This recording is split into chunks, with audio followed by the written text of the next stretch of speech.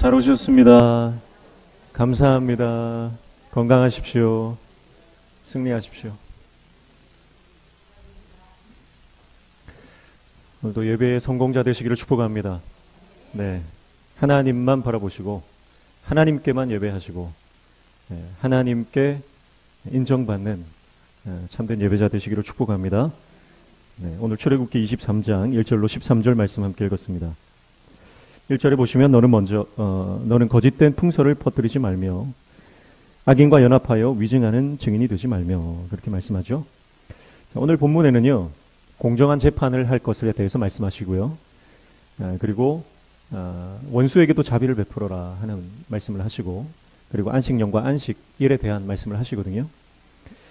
먼저 거짓된 이 풍설을 퍼뜨리지 말라고 먼저 말씀을 하십니다. 거짓된 풍설이라고 하는 것은 우리가 잘 아는 것처럼 가짜 뉴스를 말하는 거예요. 거짓된 헛된 소문들, 이런 것들을 말하는 거죠. 악인과 연합하여 위증하는 증인이 되지 말라, 또 그렇게 말씀하십니다. 자, 거짓 증거하지 말라, 가짜 증인이 되지 말라, 위증하지 말라, 그렇게 말씀하시는 것이죠. 또 2절에 보면 다수를 따라 악을 행하지 말며 송사의 다수를 따라 부당한 증언을 하지 말며 그렇게 말씀합니다. 많은 사람이 그렇게 한다고 해서 악한 일에 동참하지 말라고 말씀하십니다. 그래서 교회 안에서 많은 사람이 따라간다고 해서 내가 그 길을 따라가는 것이 아니라, 다수를 따라가는 것이 아니라 말씀을 따라가야 됩니다. 대세를 따라가는 것이 아니라 예수님을 따라가야 됩니다. 성경은 분명히 많은 사람들은 넓은 길로 갈 것이다, 그러나 예수님의 제자들은 좁은 길로 갈 것이다. 제자들이 가는 길은 좁고 협착하여 그리로 가는 자가 적을 것이다. 그리고 그 길은 십자가의 길이다, 분명히 예수님께서 말씀하셨죠. 그래서 집단지성이라는 게 있잖아요. 어떤 그게 대세가 되어버리면, 유행이 되어버리면 생각 없이, 의식 없이 따라갈 수가 있어요. 그래서 우리는 항상 말씀에 깨어 있어야 하는 줄로 믿습니다. 말씀에 깨어 있어야 돼요.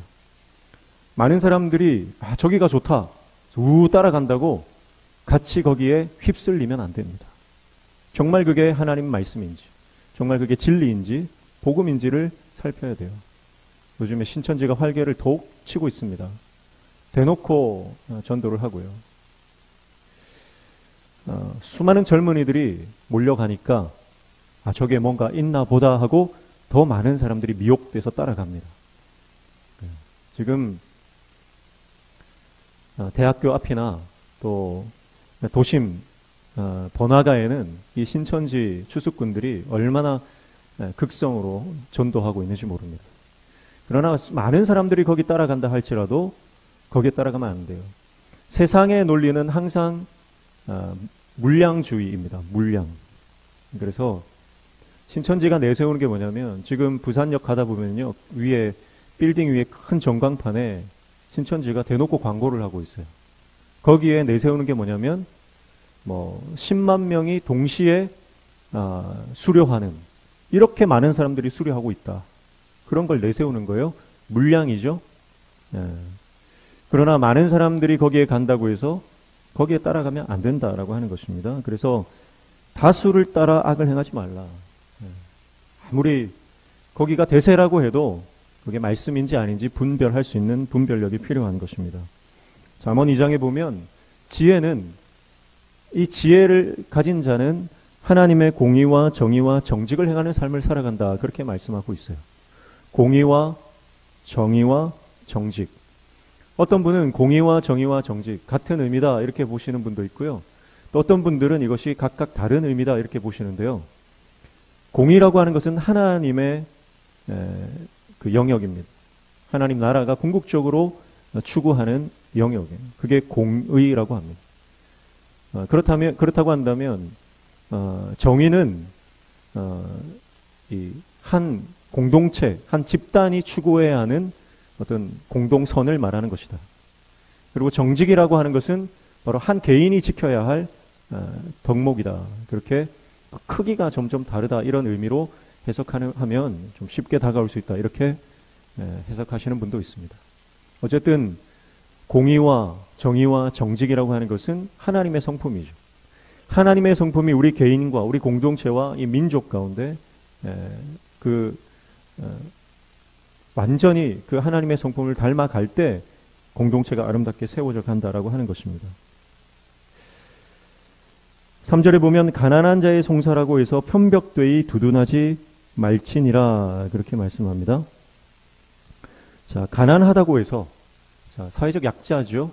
그렇다고 해서 그를 옳고 그름에 상관없이 그를 두둔하는 것은 옳지 않다. 그렇게 말씀을 하고 있습니다. 자, 이 세 가지는 전부 다요.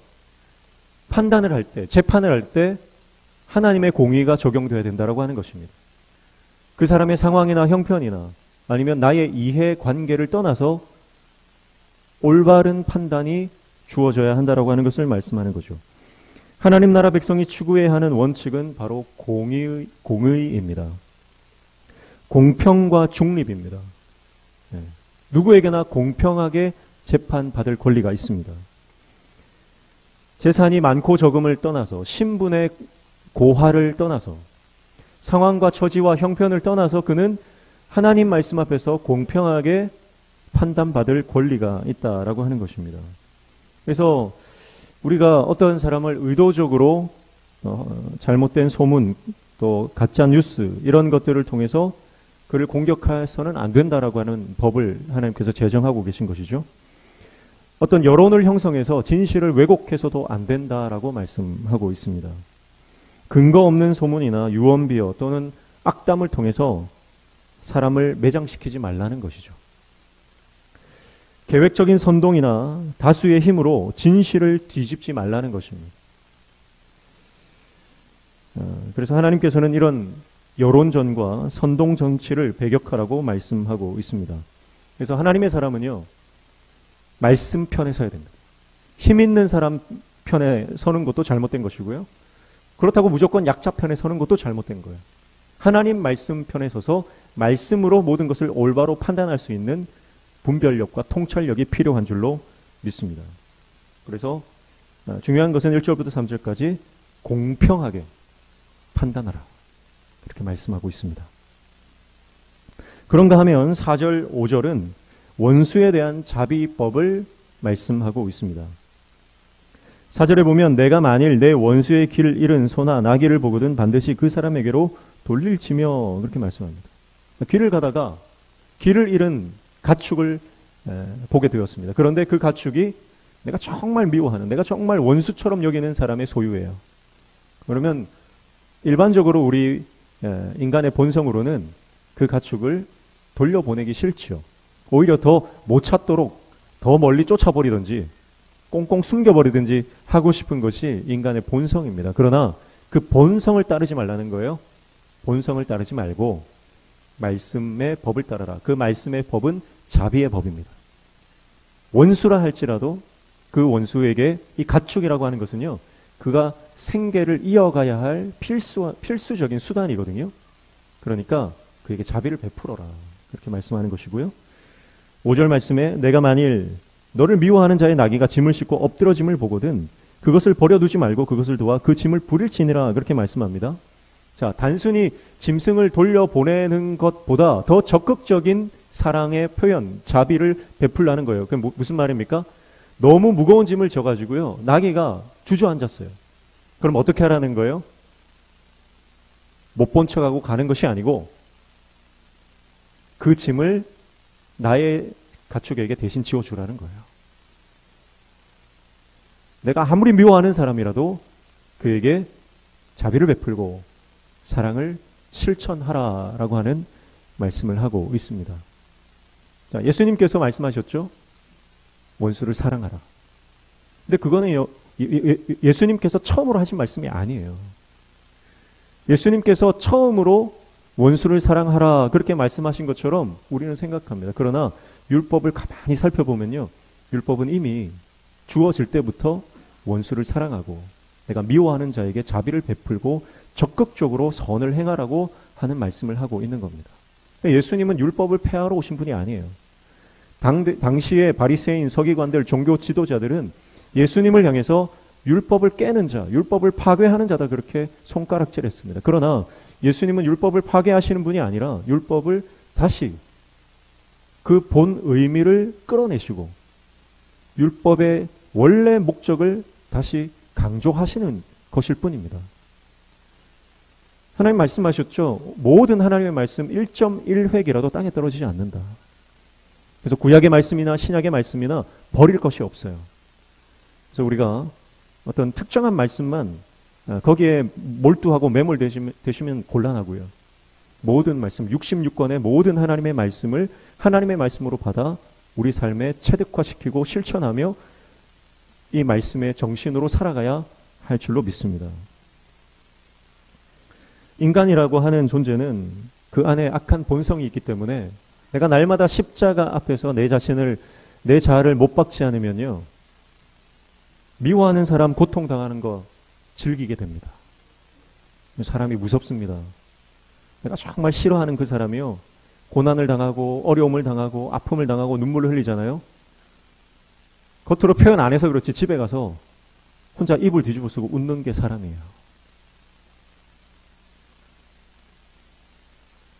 나와 이 경쟁 관계에 있는 사람, 그 사람이 잘 못되면 속으로 얼마나 기쁜지 몰라요. 그게 인간의 본성입니다. 인간의 본성이 악하기 때문에 하나님께서는 이 법을 주시는 거예요. 그래서 이 법을 내 마음판에 새겨야 됩니다. 이 하나님의 법을 내 마음판에 새기지 않으면 언제나 끊임없이 악한 본성이 내 안에서 불쑥불쑥 튀어나와서요, 저주하고 욕하고 비방하고 비난하는 그런 일들을 일삼게 됩니다. 우리가 한국교회에 대해서 말들을 많이 하잖아요. 근데 정말 한국교회를 사랑해서 한국교회를 비판하시는 분들은 그렇게 많지 않은 것 같습니다. 한국교회를 비판하시는 분들 그 안에 의도를 보면 사실은 어떤 이런 경쟁 구도, 하나님의 자비는 없고 하나님의 긍휼하심은 없고 단지 그 비난하고 헐뜯는 것을 쾌락으로 삼는 경우가 많다는 거예요. 하나님의 자비가 우리에게 필요한 줄로 믿습니다. 자비라고 하는 것은 이게 원어적으로 보면은 어머니의 자궁이다 그랬잖아요. 레헴이라고 하는 이 자비, 긍휼은요, 어머니의 자궁이에요. 아기를 임신하면 태중에 있는 아기에게 모든 관심이 쏠리고, 산모 같은 경우에는요, 모든 신경, 세포 하나하나가 내 뱃속에 있는 아기에게 집중하게 됩니다. 그래서 품는 거예요. 그게 긍휼입니다. 여러분, 영혼을 품을 수 있는 하나님의 종 되시기를 축복합니다. 하나님의 자비하심으로 사람을 품으셔야 됩니다. 하나님의 자비하심으로 공동체를 품으셔야 됩니다. 하나님의 자비로 교회를 품으셔야 됩니다. 하나님의 자비로 한국교회도 품으셔야 됩니다. 내가 하나님의 자비하심으로 교회를 품고 사람을 품고 영혼을 품고 공동체를 품으면 당연히 축복의 말이 나올 수밖에 없고, 당연히 격려의 말이 나올 수밖에 없고, 당연히 그를 위해 기도할 수밖에 없어요. 예수님께서 마태복음에 뭐라고 말씀하시냐면 마음에 가득한 것이 그 입으로 나온다 그렇게 말씀하셨어요. 결국 우리의 언어를 보면 그 사람의 속에 뭐가 들어있는지를 안다는 거죠. 다른 사람의 아픔을 보고 돌아서서 쾌재를 부르는 인생이 아니라 그게 세상 논리예요. 누군가 아픔을 보면 내 아픔인 것처럼 그와 함께 짐을 나누어 줄 수 있는 하나님의 종 되시기를 축복합니다. 그래서 오늘 이 말씀이 우리에게 정말 필요한 말씀이에요. 우리 교회 성도들 가운데 정말 무거운 짐을 지고 힘들어하는 성도들이 보인다면요, 내가 좋아하는 사람이면 당장 가서 거들어 주겠죠. 근데 별로 관심 없는 사람, 어쩌면 내가 좀 미워하는 사람이 있을 수도 있거든요. 그러나 오늘 말씀에 순종하시기를 축복합니다. 가서 거들어 주십시오. 가서 눈물을 닦아 주십시오. 가서 손을 잡아 주십시오. 위로하시고 격려하시고 위에서 중보기도 해 주십시오. 그때 성령이 역사하실 줄로 믿습니다.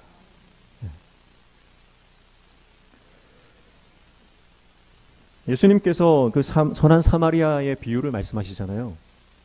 선한 사마리아 비유를 말씀하실 때에 강도 만난 사람이 쓰러져 죽어갑니다. 피를 흘리며 죽어갑니다. 그런데 제사장과 레위인은 그 강도 만난 사람을 그냥 지나쳤죠.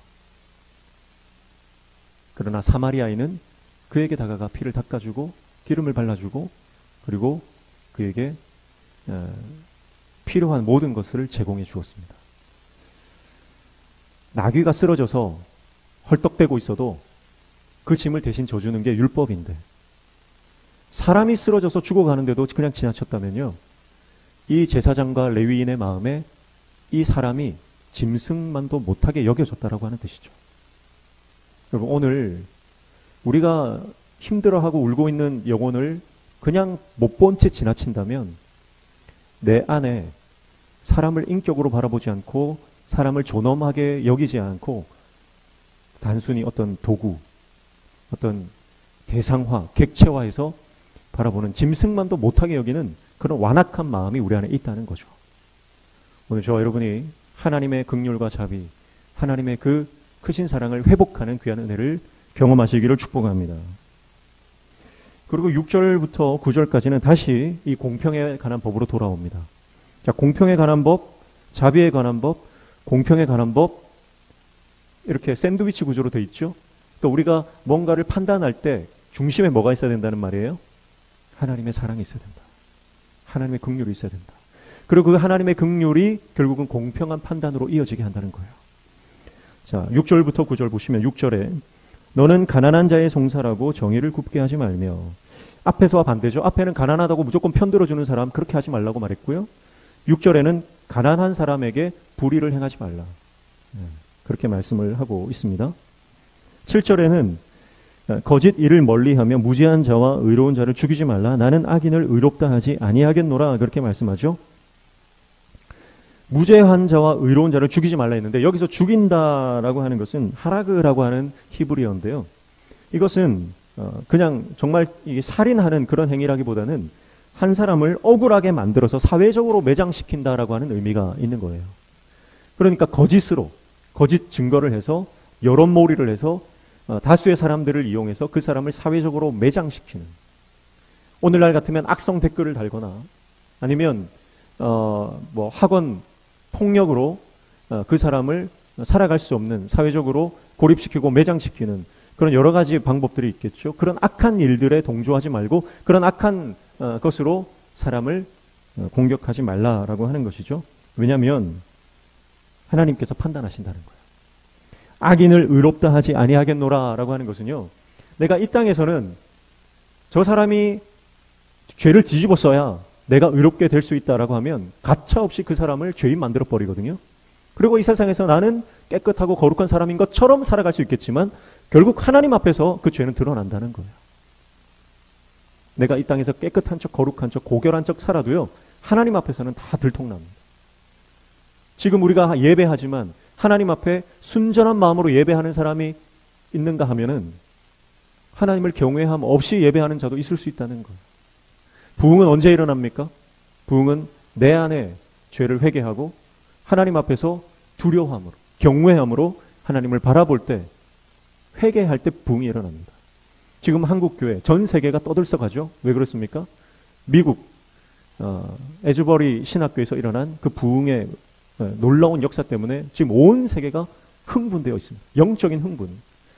저는 이 사건을 바라보면서요, 하나님께서 어떤 패배주의에 무너져 있는, 우리는 안 된다, 우리는 할 수 없다, 더 이상 부흥은 일어나지 않는다라고 그렇게 기정사실화해버리고 패배주의에 빠져있는 전 세계 그리스도인들에게 그 심령의 불씨를 제공하는 그런 하나님의 놀라운 역사라고 생각합니다.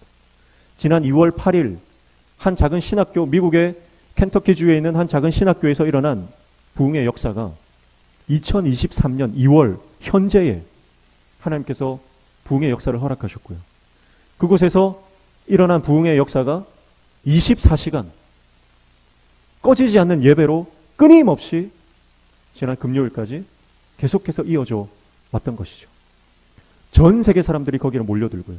그 예배당 안에 들어가서 하나님을 예배하기 위해서 밖에서 6시간, 7시간을 기다려도 불평 한마디 없이 줄을 서서 기다리면서 기도하고 찬양하고, 그래 도저히 기다리다가 못 들어간 사람들은 캠퍼스 흩어져서 소그룹으로 함께 기도하고 중보하며 찬양을 하고 예배하는 모습들을 보면서, 여러분 거기에 유능한 부흥 강사가 와서 부흥이 일어난 게 아니에요. 실력 있는 찬양팀이 와서 부흥이 일어난 게 아닙니다. 몇몇 학생들이 울며 회개하며 하나님 앞에 엎드렸을 때 부흥의 역사가 일어나고, 그 부흥의 역사가 온 세계, 전 세계 가운데 그리스도인들에게 마음의 불씨를 지폈어요. 100년 전 이야기가 아닙니다. 지금 현재 일어나고 있는 이야기예요. 사랑하는 성도 여러분, 예수님이면 충분합니다. 예수님만 계시면 부흥은 일어나는 거예요. 근데 우리는 다른 것을 요구해요. 시스템이나 프로그램이나 유능한 강사나 좋은 찬양팀, 세션들, 이런 것이 없어서 부흥이 일어나지 않는다고 우리는 그렇게 마음속으로 스스로 착각하며 살아왔던 것이죠. 그러나 그것이 아니다. 부흥은 오직 예수님을 바라보는 자들에 의해서 일어난다. 그것을 하나님께서 이번에 확실하게 우리에게 보여주신 줄로 믿습니다. 8절에 너는 뇌물을 받지 말라. 뇌물은 밝은 자의 눈을 어둡게 하고 의로운 자의 말을 굽게 하느니라. 그렇게 말씀하죠. 자, 뇌물에 대해서 강력하게 금지하고 계십니다. 자, 이 뇌물은 뭐 사회적으로도요, 뇌물을 받으면 이제 요즘에는 큰일이 나죠. 하나님께서는 이 뇌물에 대해서 경고를 하십니다. 뇌물이라고 하는 것은 주로 금전적인 거래이겠죠. 돈을, 어떤 대가성을 띠고 그 돈을 주고 받는 것을 뇌물이라고 합니다. 그러나 더 넓은 의미에서 이 뇌물이라고 하는 것은요, 어떤 친분 관계에 있다고 해서 그 사람 편을 들어주는 것도 뇌물의 일종일 수 있습니다. 또 어떤 정치적 이해관계, 경제적 이해관계, 지금 당장 내가 어떤 금전적 이득을 취하지 않는다 할지라도 향후에 어떤 얻게 될 이해관계를 계산해서 내가 그 사람 편을 들어준다라고 한다면 그것도 일종의 뇌물로 포함될 수 있겠습니다. 뇌물을 바라는 순간 우리의 눈은 어두워집니다. 뇌물을 바라는 그 순간 우리의 판단력은 흐려집니다. 순수하게 하나님의 일을 감당해도요, 그 하나님의 일을 통해서 내가 개인적인 이득을 취하려고 마음을 품는 순간 그 하나님의 일은 인간의 일로 전락해버립니다. 아무리 작은 일이라도 그렇습니다. 여러분, 내가 교회 학교에서 교사로 어린 학생들을 섬길 때 어린 영혼의 심령에 말씀을 심고 예수 그리스도를 전하기 위해서 한다면 그것은 정말 영광스러운 일이죠. 그러나 내가 이 일을 하면서 내가 인정받아야지, 내가 높아져야지, 내가 사람들로부터 칭찬받아야지 하고 생각하는 순간, 여러분, 그것은 하나님의 사역이 아니라 인간의 일로 바뀌어 버리는 것이죠. 교회 모든 사역이 마찬가지입니다.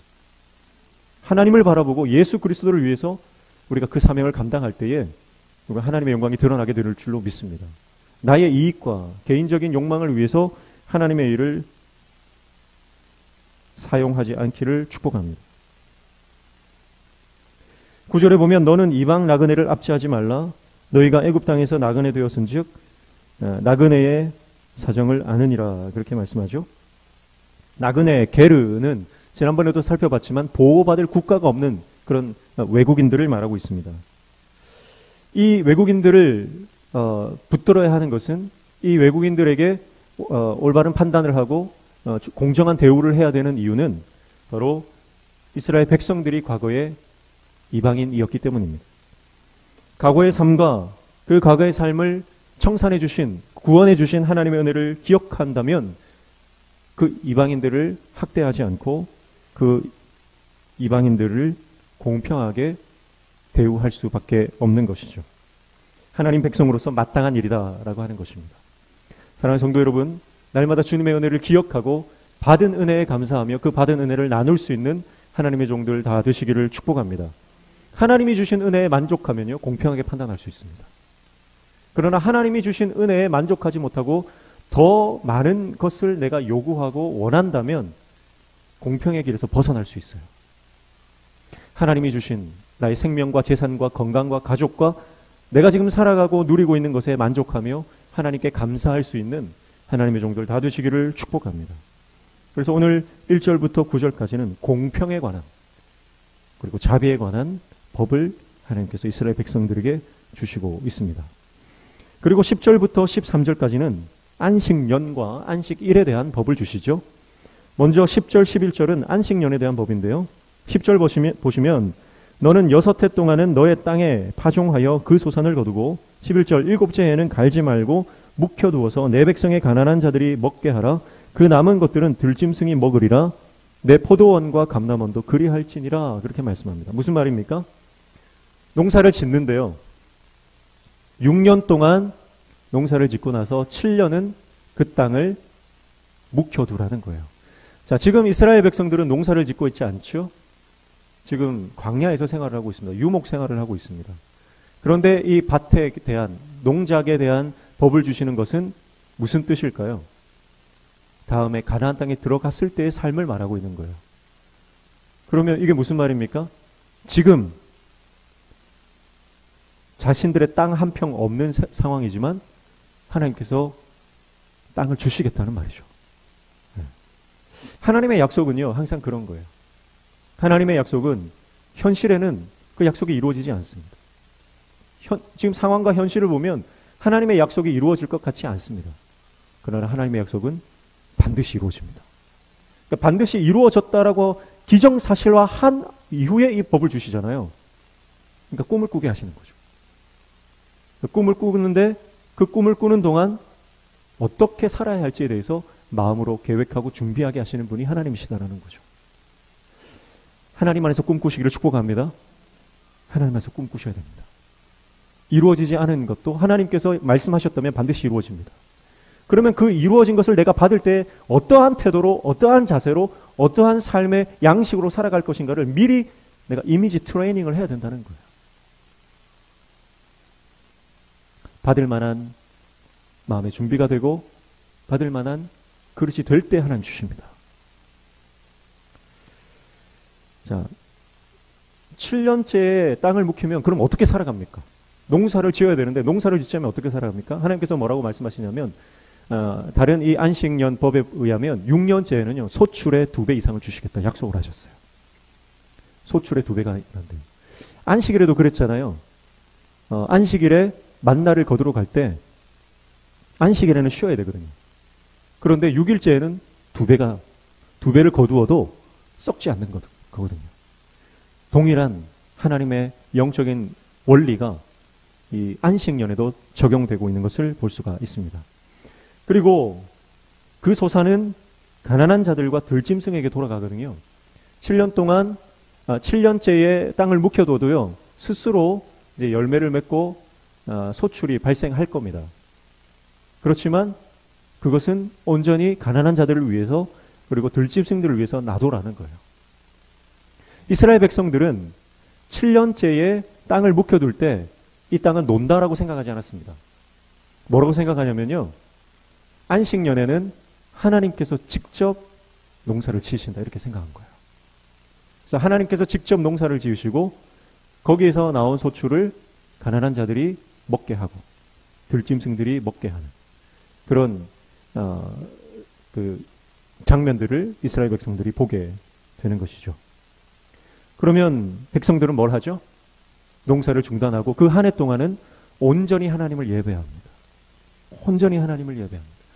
사역이 아니라 일이 아니라 온전한 예배자로 회복되는 거죠. 그리고 감사의 예물을 바치도록 하나님 말씀하시죠. 자, 이런 삶이 가능하게 하셨던 것은 바로 하나님의 놀라운 기적의 역사 때문이죠. 6년째에 2배의 소출을 내게 하시고 그리고 하나님께서 그렇게 역사하실 거라고 하는 믿음을 가지고 그들이 순종했기 때문에 일어나는 놀라운 역사입니다. 사랑하는 성도 여러분, 오늘 우리도 이 안식년이 필요한 것 같아요. 안식년. 끊임없이 일해야 먹고 산다는 생각을 버려야 됩니다. 하나님이 먹이십니다. 하나님이 우리를 입히시고 먹이시고 우리의 삶을 책임지시는 분이라는 거예요. 이어서 보면 12절부터 13절은 안식일에 대해서 말씀하시죠. 너는 엿새 동안에 내 일을 하고 일곱째 날에는 쉬라. 내 소와 나귀가 쉴 것이며 내 여종의 자식과 나그네가 숨을 돌리리라. 그렇게 말씀합니다. 자, 안식일에는 모두가 쉬어야 됩니다. 예외가 없습니다. 그래서 여종의 자식, 나그네, 소, 나귀까지 언급하시는 것은요, 이 사람들만 쉬라고 하는 것이 아니라 배제될 수 있는 사람들까지 다 소개를 하고 있는 것은 모든 사람과 모든 가축이 쉬어야 된다라고 하는 것을 말씀하고 있는 것입니다. 모든 사회적 약자에게 하나님의 법이 하나님의 규정이 적용되게 하심으로써 이 안식일은 특정한 집단, 특정한 사람들에게만 적용되는 것이 아니라 온 인류와 모든 동식물에게까지 적용되어야 되는 하나님의 법이다라고 말씀하시고요. 그리고 13절에 내가 내게 이른 모든 일을 삼가 지키고 다른 신들의 이름은 부르지도 말며 내 입에서 들리게도 하지 말지니라 하는 것은 바로 하나님만을 예배해라 그 말씀이죠. 안식일에 해야 되는 것도 하나님을 온전히 예배하는 것입니다. 사랑하는 성도 여러분, 하나님은 하나님의 백성들, 하나님을 예배하는 자들에게 쉼을 주시는 분입니다. 만약에 인간에게 쉼이 없다면 인간은 일하는 기계일 뿐입니다. 노동하는 도구일 뿐입니다. 그러나 하나님은 이 안식을 주심으로 우리가 얼마나 존귀한 자인지를 말씀하고 있는 거예요. 하나님이 6일간 일하시고 7일째 쉬셨죠. 7일째 쉬신 하나님의 그 루틴을 인간에게 그대로 적용하는 것은 6일 동안 일하고 7일째 쉬는 인간도 하나님과 동일하게 존귀하고 고귀하고 가치 있는 존재라고 하는 것을 말씀하는 것입니다. 일주일에 한 번 쉬는 것은 내가 일의 노예가 아니라 하나님의 종이다라고 하는 것을 믿음으로 선포하는 신앙의 고백입니다. 세상에 매여서 세상 종으로 사는 것이 아니라 하나님 안에서 자유를 누리고 안식을 누리고 쉼을 누리는 존재라고 하는 것을 우리가 하나님 앞에 예배하러 나와서 우리가 고백하는 것이죠. 그리고 안식년에는 모든 빚이 탕감되는 것처럼 모든 무거운 짐과 모든 빚으로부터 탕감받고 회복되고 구원을 누리는 놀라운 축복을 경험하는 날이 바로 안식일이고 안식년입니다. 요즘은 사회가 복잡하기 때문에 주일을 안식일로 지키지 못하고 예배하러 못 오시는 분들도 많이 있습니다. 이런 분들은 안식일을 어겨서 하나님 앞에 죄를 짓는 것인가? 그렇지 않습니다.